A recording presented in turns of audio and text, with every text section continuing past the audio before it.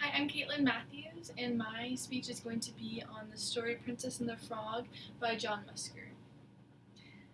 In a stately mansion in a lovely neighborhood in New Orleans, two young girls named Tiana and Charlotte shared an unlikely friendship. While Charlotte believed in wishing with all her heart, Tiana knew that wishing would help her only if she worked hard to pursue her dreams. One night, Tiana's mother, Adora, the best seamstress in town, asked the girls what they thought of the story of the prince who had been turned into a frog. "There's no way in this whole wide world I would never kiss a frog," Tiana said. "I would kiss 100 frogs if I could marry a prince and be a princess," Charlotte exclaimed. After returning to her cozy home, Tiana helped her father, James, prepare a pot of gumbo for dinner. Just like James, the little girl loved to cook. Tiana tasted it and added one more ingredient, then said, "I think it's done." "Well, sweetheart, this is the best gumbo I've ever tasted," James said. "A gift this special just got to be shared." Tiana and her parents invited all the neighbors to share the good food. The night air was filled with the sounds of clinking spoons, conversation, and laughter. "You see," said Tiana's father, "food brings folks together." He knew family and friends were what was really important. Tiana and her father dreamed of opening a restaurant someday, so that night her parents encouraged her to wish on the evening star. "But remember," added James, "you got to help it along with some of your hard work of your own." The years went by and Tiana grew up. James passed away, but Tiana was still determined to make their restaurant dream come true.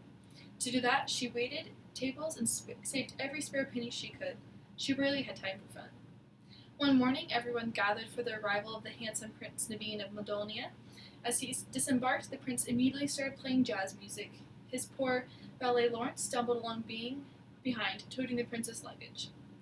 Charlotte and her father, Big Daddy LaBouffe, arrived for breakfast at Duke's where Tiana was working. "Oh, Tia," Charlotte said, "did you hear? Prince Naveen of Madonia is coming to New Orleans, and Big Daddy invited him to our masquerade ball tonight. I'm going to need about 500 of your man-catching bonnets." Thanks to Charlotte's bonnets orders, Tiana had finally saved enough money to make an offer on the old sugar mill. She met with Mr. Finner and his brother, the real estate brokers, and then watched happily as the men drove away to prepare the paperwork. "Take one for me, please. A table for one for me, please," came a voice from behind Tiana. It was her mother, Adora, holding James's old gumbo pot as a gift. "I've got to make sure all Daddy's hard work means something," Tiana said. She saw a bright future for the restaurant, but Adora saw a lot of work. "Tiana, your daddy may not have gotten the place he always wanted, but he always had something better," Adora said. "He had love, and that's all I want for you, sweetheart." Meanwhile, Lawrence reminded Prince Devine that he was there to marry a rich young lady, or get a job. Just then, Dr. Facilier approached, peering at the prince's hand. Facilier proclaimed, "I'd wager I'm in the company of visiting royalty." "Lawrence, this remarkable gentleman had just read my palm," the prince said, "or this morning's newspaper." Lawrence muttered. He had spotted the paper announcing Navine's arrival in Facilier's pocket. But soon the evil Dr. Facilier convinced the men he could give them their heart's desires if they followed him to his lair. Cautious at first, Naveen and Lawrence eventually found themselves shaking hands with Facilier to seal the deal. Instantly, the room came alive with magic. The spell had been cast. Meanwhile, the masquerade ball at the estate was well underway, but Charlotte's prince hadn't come. "It's just not fair. I never get anything I wish for," Charlotte complained to Tiana. She gazed up at the evening star and pleaded, "Please, please, please." Then Charlotte's wish came true. Prince Naveen made his grand entrance. Within a moment, Charlotte was dancing with her prince. While Charlotte danced, Tiana spotted the Fenner brothers. They informed her that they had another buyer for the sugar mill, and she needed to come up with more cash. Tiana was crushed. She tried to stop the Fenner brothers from walking away on their deal, but toppled into the Renettes instead.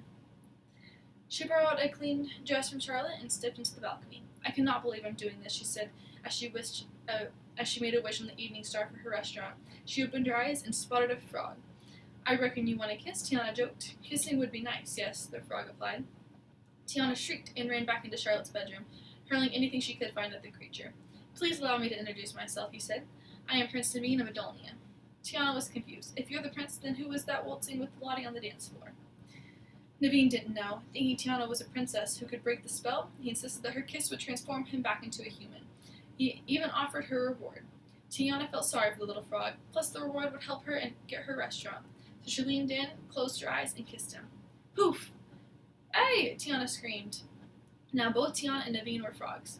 Frantic, they catapulted out into the window and onto the dance floor below. "Get these frogs!" Big Daddy commanded Charlotte's dog. Naveen grabbed some balloons and held on to Tiana. Going up, he shouted, and they floated into the sky.